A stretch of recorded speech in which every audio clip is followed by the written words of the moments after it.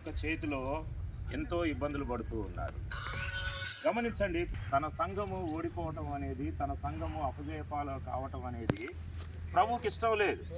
ఎందుకోసమనంటే దాని ద్వారా ప్రభువుకి మహిమ రాదు. సంఘం ఏం కావాలి చెప్పండి? తల ఎత్తుకునే స్థితిలో ఉండాలి. సంఘము విజయవంతమైనటువంటి సంఘముగా ఉండగలిగినప్పుడే ఆ యొక్క పరలోకపు తండ్రికి కూడా మహిమ. కనుక ఇక్కడ మనం గమనించినట్లయితే ఇశ్రాయేలీల విషయంలో వాళ్ళకి కలుగుతున్నటువంటి ఆ ఇబ్బందులను బట్టి సమూయేలు ఆ యొక్క సంఘాన్ని హెచ్చరించినటువంటి తర్వాత ఏం చేస్తూ ఉన్నాడు? మిస్పాలో సమకూరుస్తూ ఉన్నాడు. అందరినీ కూడా మిస్పాకు పిలువనంపుడి, నేను మీ పక్షమున యెహోవాను ప్రార్థన చేస్తాను అని చెప్పి సమూయేలు చెప్పిన తర్వాత ఇశ్రాయేలీయులు అందరూ కూడా ఏం చేశారు? వారు మిస్పాలో కూడుకున్నారు. మిస్పా దగ్గర దేవుడు వారికి అద్భుతాన్ని జరిగించాడు. అంటే దేవుడు వారి ప్రార్థన అంగీకరించాడు. అయితే ఇక్కడ సందర్భం ఏంటి అని అంటే, వాళ్ళు మిస్పాలో కూడుకున్న తర్వాత వాళ్ళు నెక్స్ట్ చేసినటువంటి పని ఏంటి అనేది ఇక్కడ మనము ప్రాముఖ్యంగా తెలుసుకోవాలి. మిస్పాలో కూడుకొని నీళ్లు చేది. ఏం చేదారమ్మా? నీళ్లు చేదారు.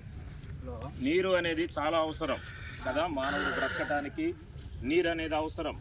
ఇల్లు నిర్మాణం జరిగించడానికి కూడా నీరు అనేది అవసరం. ప్రతి జీవికి కూడా నీరు అనేది అవసరమే. ఆహారం తినకుండా కొంచెం ఎక్కువ టైం అయినా సరే మనం ఉండగలుగుతాం, కానీ వాటర్ అనేది మాత్రం బాడీకి చాలా ప్రాముఖ్యమైనది, చాలా అవసరమైంది. అయితే ఇక్కడ విషయం ఏంటి అని అంటే, వారు మిస్పాలో కూడుకున్న తర్వాత నీళ్లు చేది యెహోవా సన్నిధిని కుమ్మరించారు. అంటే నీటి యొక్క ప్రాముఖ్యత ఏంటో అక్కడ వాళ్ళు గుర్తించారు. ఈ రోజున ఇంటి పనిని మనము ఈ రీతిగా హద్దులు గీయటం ద్వారా, అదే రీతిగా బోరు వేయటం ద్వారా మనము పనులు ప్రారంభిస్తూ ఉన్నాం.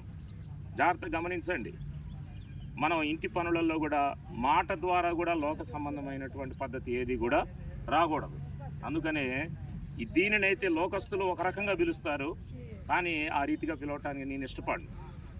హద్దులు వేయుట అని అంటానే తప్ప లోకరీతిగా మనం ఆ పదం వాడకూడదు.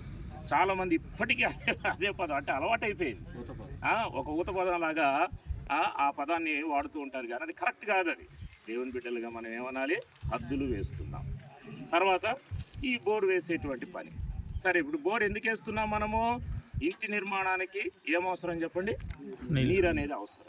అందుకని అక్కడ విజయం రావాలంటే, ఫిలిష్తీయుల మీద దేవుడు వారికి విజయం ఇవ్వాలి అని అంటే వాళ్ళు ఖచ్చితంగా నీళ్లు చేదాలి. నీళ్లు చేది యెహోవా సన్నిధిని కుమ్మరించి.